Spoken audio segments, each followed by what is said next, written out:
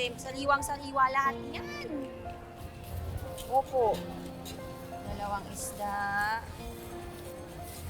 O, ito po, ito po. 380 isang kilo at Saglit lang. Ngayon ko ate ha, para sigurado. Ayan.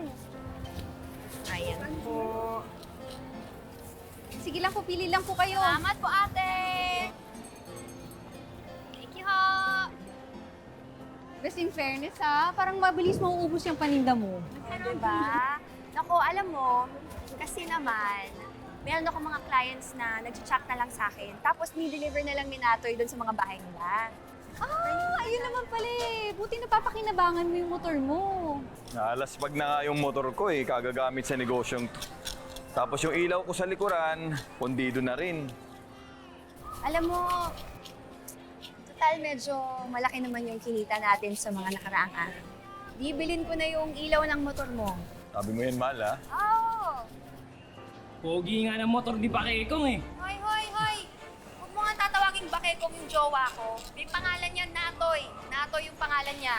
Bagay naman yung Bakekong ah. Bakekong, anak ni Bakekang. Sira ulo ka.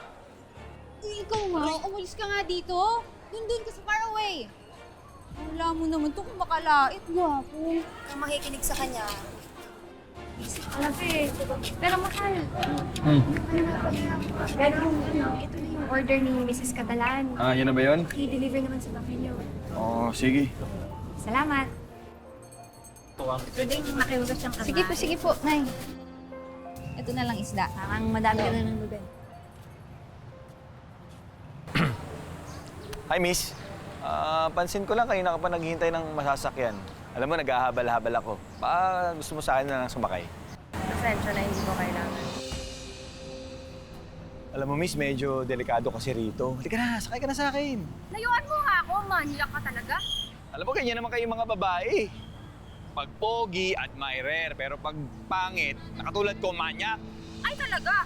Love, problema ba? No, minamanyak ko ng pangit na yan. Gago ka! Hindi! Hindi! Boss!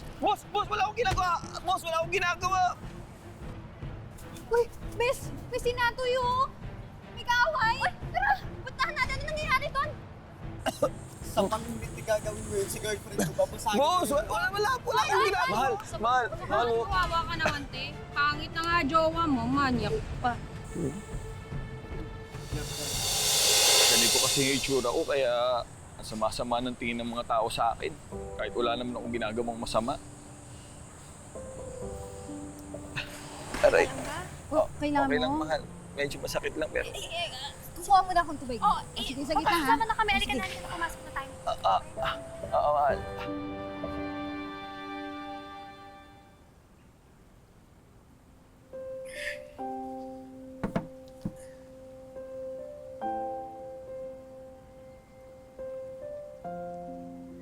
Mahal, ang dami niyan ha.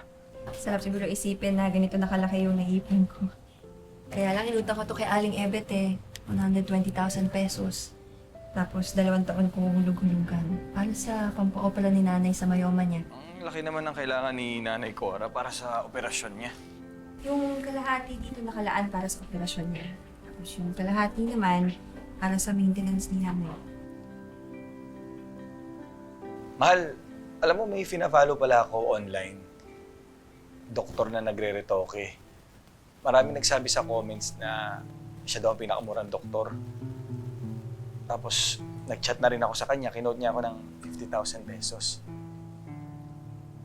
Mahal, gusto ko sanang magpagawa ng mukha sa kanya. Baka pwedeng utahin ko muna yung 50,000 pesos, yung nakalang pang-maintenance ni Nanay Cora. Hiramin ko muna. Mahal, parang laki naman ang gusto mo utangin. Tsaka, hindi mo naman kailangan magpaayos ng mukha eh. Kahit ano pang itsura mo, tanggap kita. Sinasabi mo lang naman yan dahil hindi ko nasa sitwasyon ko eh. Gusto ko lang naman maranasan maging masaya. At siguro kung magbago yung itsura ko, yun, magiging masaya ako. Mahal, kung pauutangin kita, paano mo naman ako mababayaran? Eh, ako lang din naman nag-aabot-abot sa'yo kapag may delivery ka ng isda eh. Eh, di ibibenta ko yung motor ko. Naghahanap na din naman ako ng buyer, mahal eh.